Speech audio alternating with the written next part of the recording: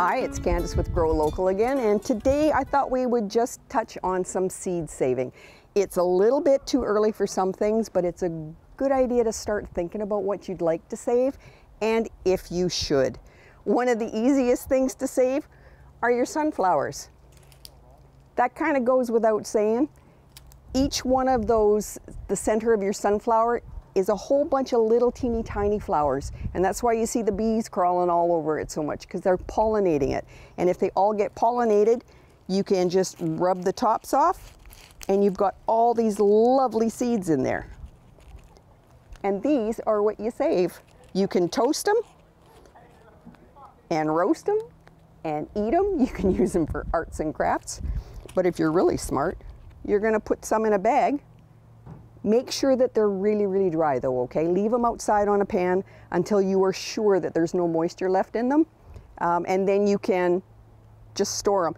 When you are storing seeds, one of the things I should tell you at the very beginning is make sure that your storage area is cool and dry.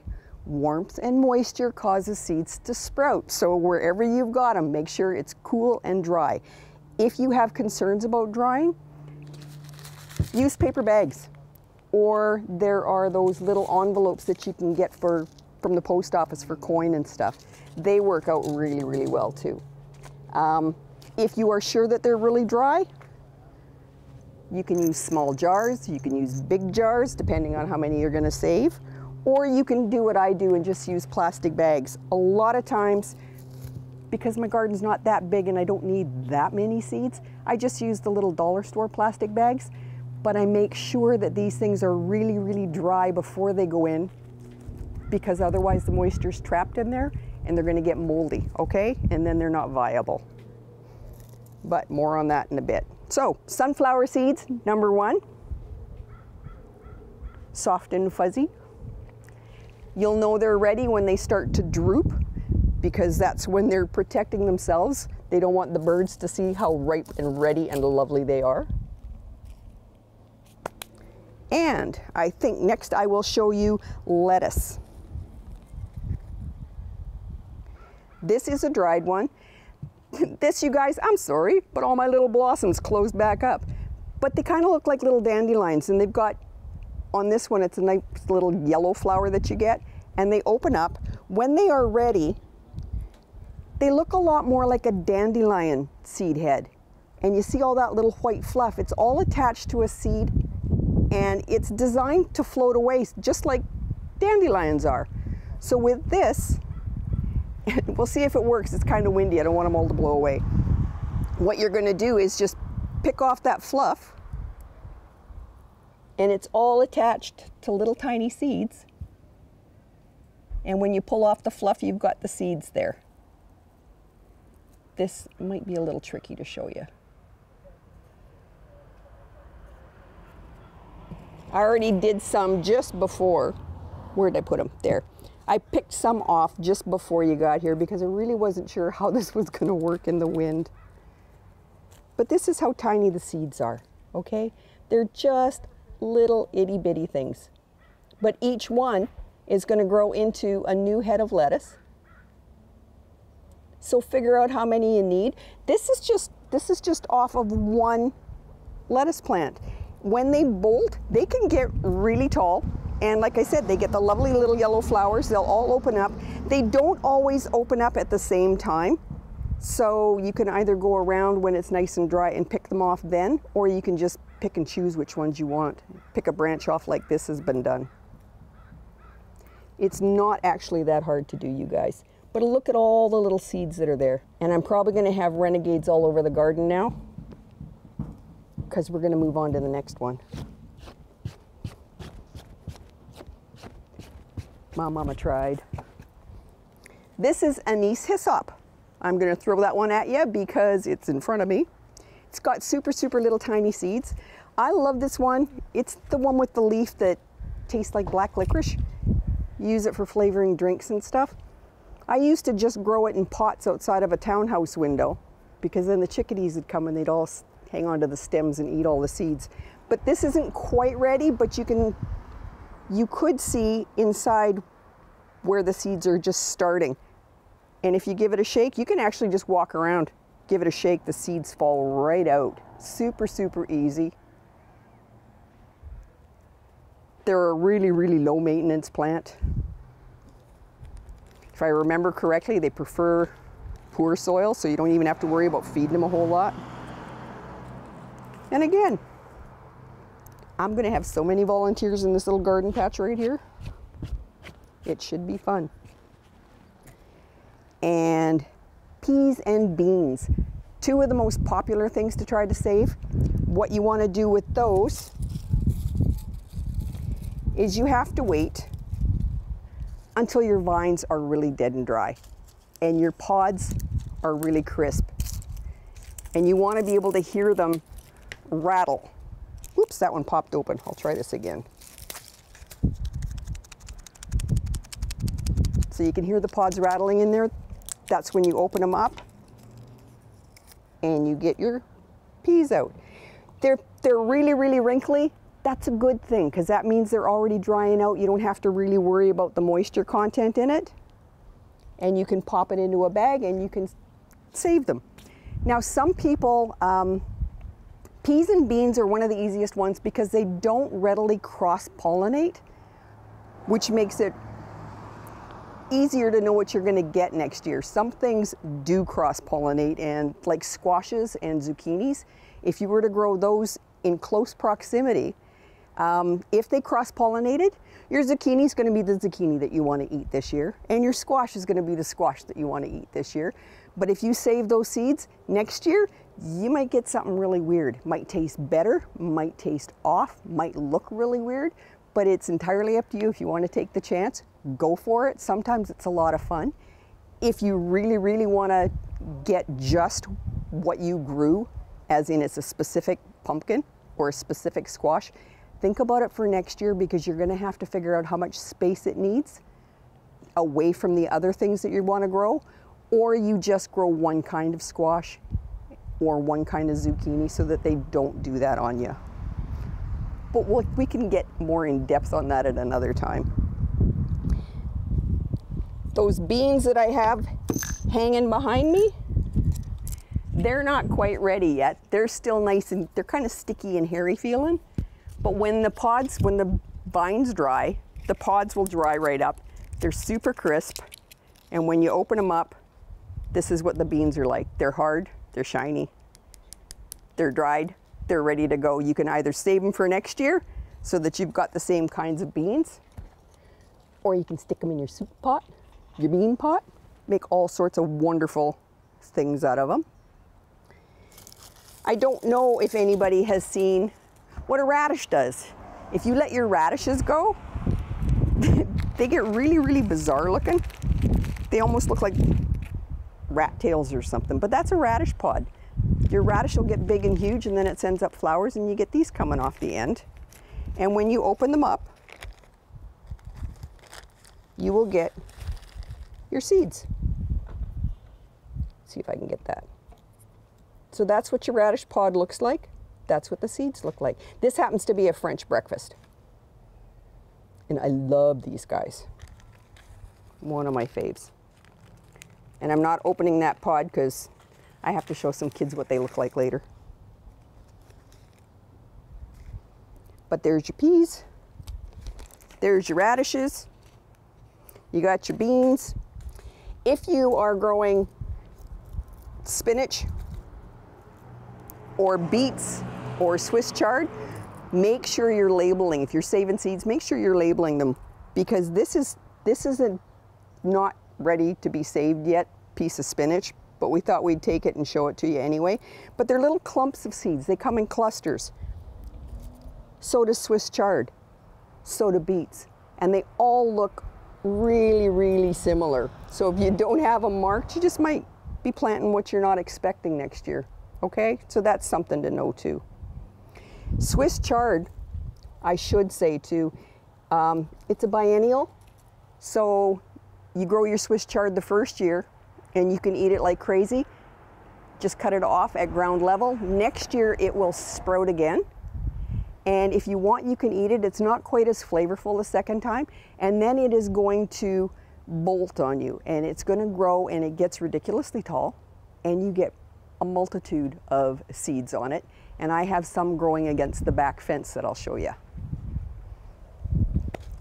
Calendula, do you remember the yellow flowers that we had growing in the garden bed? They're done. They're super easy. These are the seed heads. The flower heads, that's where the flower was. You just let them completely dry, and they have bizarre looking little seeds. Some of them look like worms, some of them look like little seahorses. But those are already dried. You can just pop them in a bag, and you can save them for next year so that you've got lots of blossoms for your salads, roots for your creams, and all sorts of neat things like that. And I think I will say we'll do the chives. Remember I said the chives get blossoms? If you leave them long enough, the blossoms go like this. And you just squeeze them, roll them between your fingers, and you get all these lovely seeds. And if I remember correctly, regular chive blossoms are white, and garlic chive blossoms are pink. And I might have that backwards, and for the life of me, I'm doing a brain fart, you guys. But you'll figure it out. You'll know what you planted. And we have parsley. Parsley goes in umbels. Again, it's one of those ones that is a second year.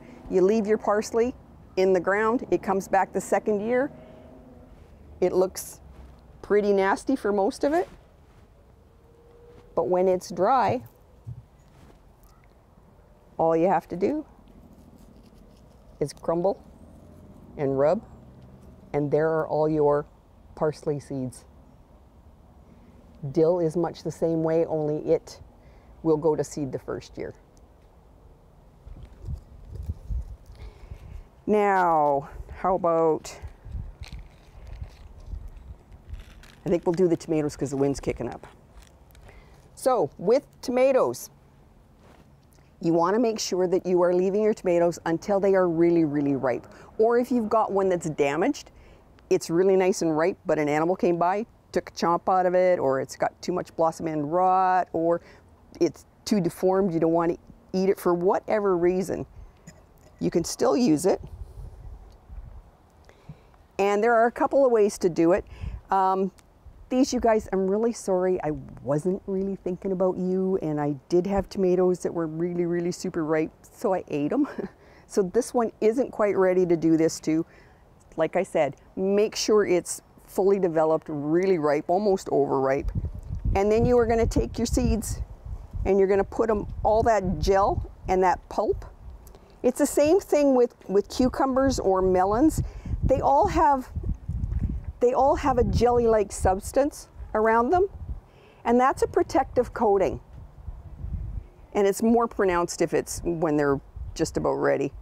But that's a protective coating that they have on, which is why they usually get eaten and then pooped out, and then they'll grow. So what you want to do is ferment them. And all you're doing is taking all that juice and all those seeds, and you put them in the bottom of a glass jar. And when you've got as many as you want, pulp and seeds, add some water. And then you're going to let it ferment. And you're going to just leave it on the kitchen counter for 2 or 3 days, not probably any longer than that. It's going to get that fermented foamy stuff on the top, and it's going to look pretty nasty, but you can pick up the jar and you can give it a swirl a couple times a day. And you'll find at the end of the second or halfway through the third day, the viable seeds have sunk to the bottom, and all the seeds that aren't any good and all the pulp will have risen to the top, so you can scoop all that off. Then you just drain them into a sieve, rinse them really well, put them on a paper plate or a paper towel or just a towel to dry, and then package them up either in a paper bag or a plastic bag, your choice. And you've got your tomato seeds. Some people, oh, and if you have fruit flies and you drink wine, just put your little wine cover on. Some people will just take the seeds right out of the tomato and they just splooch it. That's my word. You're just splooching it on a paper towel and you just let them dry out there. And you can just leave them as is, nicely dried. Or if you don't care for that, when they are dried, you can just pop them off, put them in your paper bag or your plastic bag with a label, and you're good to go. Takes up less room. But it works really well. So you got two choices on that one. What else did I want to talk to you about? Let me see. The infamous carrots. Carrots are another one that are biennial, which means this year you grow your carrots and leave a couple in the ground. If that's a hassle for you and you can't do it that way, you can actually pull those, because you want to, and I'm thinking you want to get your whole bed redug and rejuvenated for next year and all cleaned up. You can actually take those carrots out of the garden bed that you want to save and put them in a pot of soil. Just pull them up, replant them. The greens are probably going to die off on you. Not a big deal. They're going to die anyway over the winter. But next spring, those carrots in the ground are going to send up new green growth. Only it's going to get flowers on it. And you guys have all seen the wild carrots that are growing everywhere. So you've got the white flowers, looks like this. When they get pollinated, they start to, I'll just show you this one, it's too windy. They start to look like this. They get all the seeds. It would have been out like this with all the white flowers on it. It gets pollinated. It starts to curl up and makes a pocket inside there. And they're protecting themselves, and what they actually are doing is trying to save moisture in the bottom of that pocket, because where they originated, it's really, really dry, and the seeds in the center get the moisture, they start to sprout, and when they land on the ground, they've got a better chance of growing. Not really an issue out here, but that's why they do that. And when they are all dry, you just rub them, and you get little tiny seeds like this. And those are going to be your carrot seeds. And you get a lot of carrots from one plant. I mean, it's amazing. So if you just want to save 1 or 2 carrots and tuck them in the ground someplace, that's all you have to do. You'll probably have enough to keep you happy. And they do last for a long time. And what else have I got? Those are my bags that I was showing you, so I don't need those anymore. Oh, these, you guys, are garlic bulbils. I've just pulled some off. Do you remember when we pulled the garlic up and I said if you didn't cut off the scape, you would get a ball on the top and it would grow into bulbils? That's what they look like. Mine, I've just pulled a few out of the heads because I don't think that they're quite ready yet, because there's some really skinny ones. There's some nice fat ones, but these are what I'm going to plant in a pot in the fall when I plant my regular garlic cloves. And next year these guys will still be small, but they should produce maybe a marble-sized ball of garlic, and I will save that, and the following year I'll plant it again, and that should give me a small bulb of garlic with actual cloves on it. Sometimes they go to regular size, but I am going to try it. I think it sounds like it's fun. And that's what gardening is about. It's just trying different things, seeing where you go with it.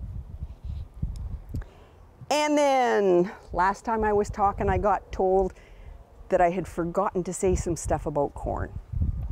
Now, that's where my corn was. And I do have some glass corn that's kind of surprising me. I've got some tassels on it. And I have one little thing of silks. I don't know if you can see that. But that's a little thing of silk. And it's the pollen is going to fall off the tassels onto that silk. And I don't know if you guys know or even thought about it, but you see all the silks and you see how far down they go? Each one of these silks is attached to a kernel of corn. So when you get those cobs of corn and they look like they're, well, geez, there's no kernels here and there's a whole bunch missing up there, it means that the silks got damaged somehow or they did not get pollinated.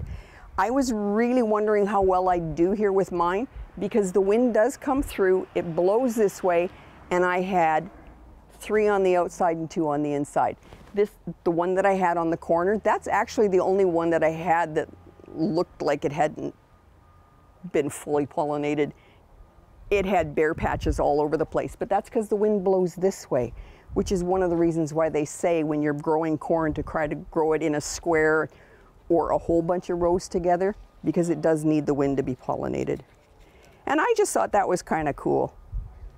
There is one, if you go onto YouTube, there is one university that shows how to do it, where they actually put, when the ears start to come up, they put a paper bag over it and they leave it until the pollen comes out. Then they put a bag over the pollen. They come back and they cut the silks, because apparently only a few stick out this way, and if they cut them lower, then they've got more silks that are open and viable. And then they take the pollen, they dump it on, and they leave it for maybe 4 hours. And that's how they do their crossbreeding and their genetic stuff when they're doing samples. So I thought that was just kind of fun. And I think that's probably all I've got to show you today. But it is a lot of fun to try to save seeds, as long as you remember, let it dry out if it's on a vine, so that it is really ready. If it's a pumpkin, it's going to be an edible size. Big, huge, as long as you can't poke your fingernail into the skin, then it's probably ready and the seeds would be viable. Keep them in storage where it's cool and dry, okay? Doesn't matter if it's a paper bag, plastic bag, and above all else, label, label, label.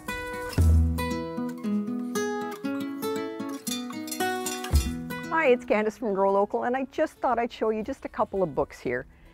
We talked about pumpkins with the kids, and there is an absolutely brilliant book called The Story of the Pumpkin Circle.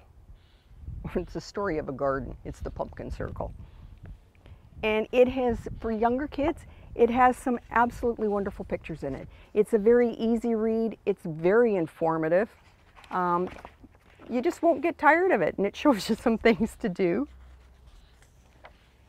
And I have found kids really enjoy this book. That's one of the ones that they'll go back to and they'll thumb through it over and over and over again, okay? There is another one if the kids are a little bit bigger, and it's called Big City Bees. And it goes through where the bees live and where they find food and how these kids relate to them as they go through the city. Their grandpa gardens. There's a rooftop garden for a restaurant. There's a guy with bees.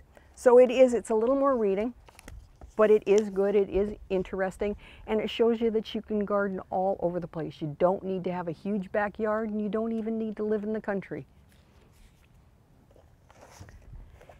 This is another book. This woman, her name is Sharon Lovejoy. She lives in California, so not everything is quite pertinent to where we are. Some of the insects and stuff might be confusing, but still, it's educational. And she goes through these books really, really well. There's all sorts of things, how to grow a pumpkin garden, how to do the Three Sisters garden, growing potatoes in tubs. This one's on pod furniture. There's your tub of spuds. Getting ready and how to care for your garden. All sorts of short things, but really good to know, can take it with you for your life kind of information and projects. And it's one of my favorites. She's got 2 others that go more with the stories and the projects that you can do with the kids. And for adults, or young adults, this is called Braiding Sweetgrass by Robin Wall Kimmerer. I love her. It's like reading poetry. She is so brilliant. You just want to get your fingers in the soil and you understand how these things work together really, really well. It's indigenous wisdom, scientific knowledge, and the teaching of plants. When she talks, she paints pictures. You can feel it. You just want to get outside and explore. And if you can look at all the little paper clips I've got in here, those are all things that I just keep going back to because I found them interesting. They're tidbits that I love sharing with kids. So an easy read, but highly educational, and I think you'd really enjoy it. The other one I have is Elliot Coleman's new organic grower. This is probably more for people that are growing bigger gardens, slightly larger scale, but it worked for me, and it's got all sorts of information in it that you'll find really, really helpful and viable, and it's organic, so you'll learn that the less expensive ways of doing things. I'm showing you this book because I used to have the 4-Season Harvest, which was my all-time favorite of his, but I lent it out and it hasn't returned yet. And it's been a couple years now, so I think I have to buy it again. But he is absolutely brilliant. He's very well known in his field. And he can get very, very technical. Some of you will like it. Some of you will skip those pages and just go to the ones that you want to see.